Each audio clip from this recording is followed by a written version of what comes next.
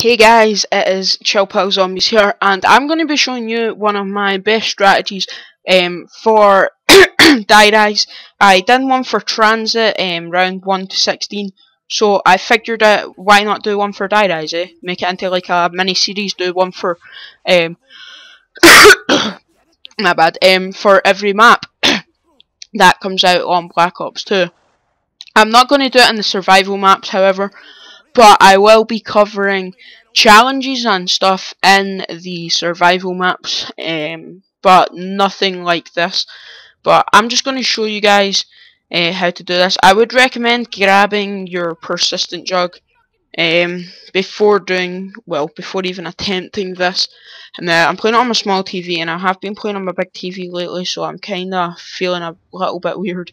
Now, I never built the trampoline, however, you can include it in your strategy guide.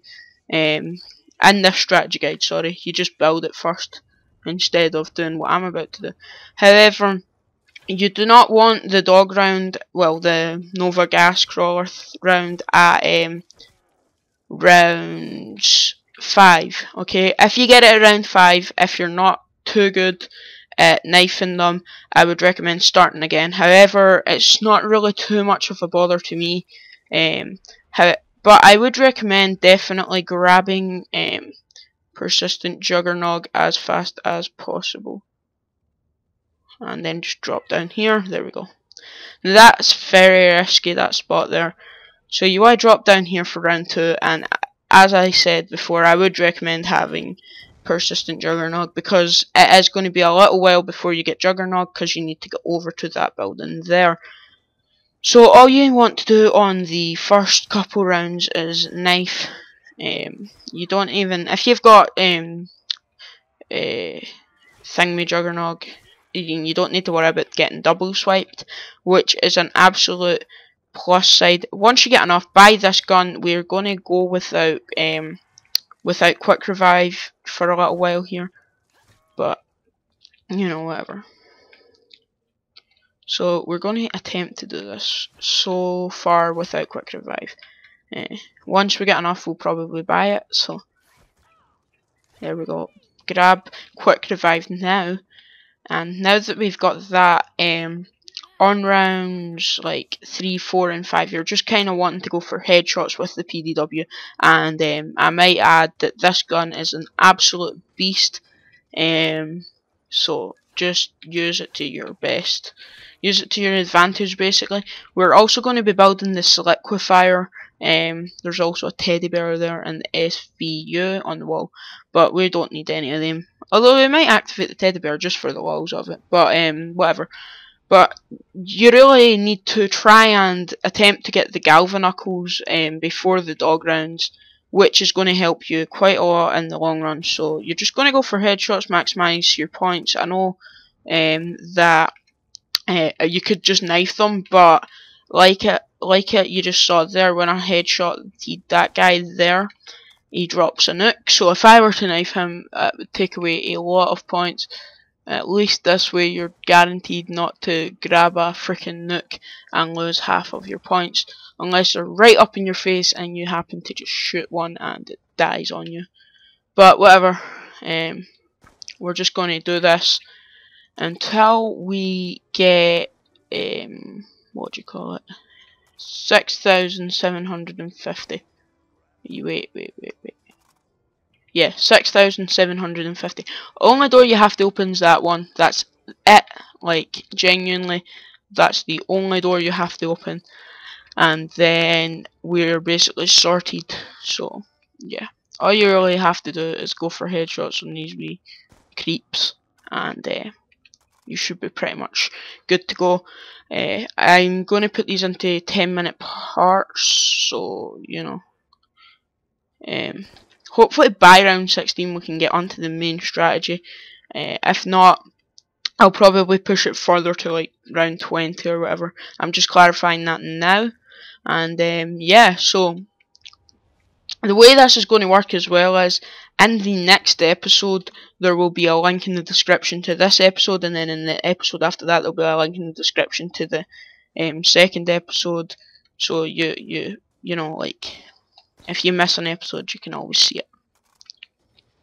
So yeah, there'll probably be 4 parts like on Transit, but I'm not too sure how fast we can do this in.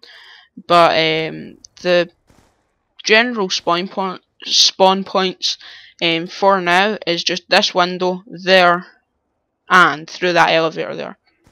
So that's the only place you really have to worry about, to be honest, is that window, and you just check there every so often and build the barriers, because when you look around they'll be there and you can just shoot them through the barriers. So they're not really too much of a problem. However, if you open these stairs they'll come down there, but at the moment I'm not sure. I don't think they're coming down there, so which is kind of a good thing. However, for some reason I get the feeling that the dogs are going to come this round, so you're just going to have to knife them, put up with them.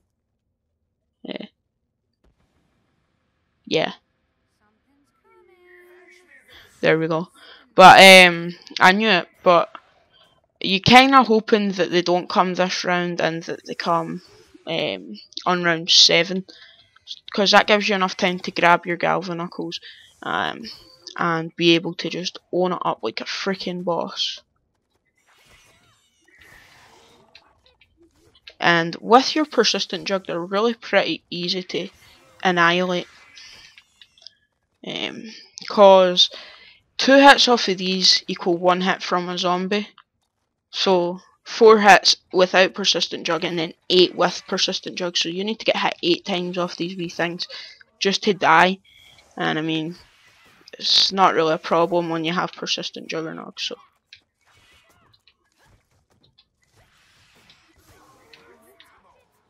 And we get the worst perk possible in this game.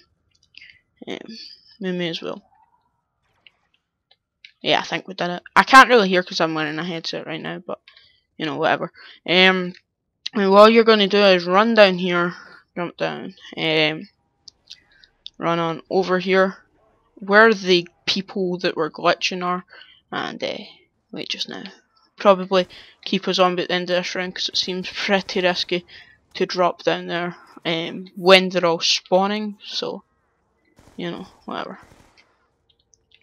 However, I would have liked it if the the boss zombies hadn't came till round 7, because they tend not to come till round 7 when I'm playing usually, which gives me time so that I can gather my points and run down and buy the Galvanuckles. But what you're really sort of hoping for when you grab the Galvanuckles and annihilate the wee fucking hangs is that you're kinda more hoping that you'll get Juggernog, just because it makes it so much easier to have like the best perk in the game on a much lower round. Now, I'm not going to grab Mustang and Sally when I go to the pack punch. I feel like that's not the last zombie, but yeah. So we're just going to drip down here. It's not too bad, although watch, because you tend to die when you're going this route. For some reason, I do not know why. It just happens to me a lot, and I end up dying. So just be careful when you're coming down here. And you want to open this door for 750. Come through here, and now we have our Galvanuckles. So the little things are going to be really easy to basically like destroy, and all you really want to do, kill him. The main place you want to stand when you're doing this strategy, right over up until you keep your zombie at the end of the round, until you get enough to go and get your Juggernog. So I'm going to stay here for another round. Just punch them as they come up here. Stuff doesn't get too hectic till around about like round 9ish, and then stuff starts to get a bit hectic. Actually, I don't know that for certain, but we'll see.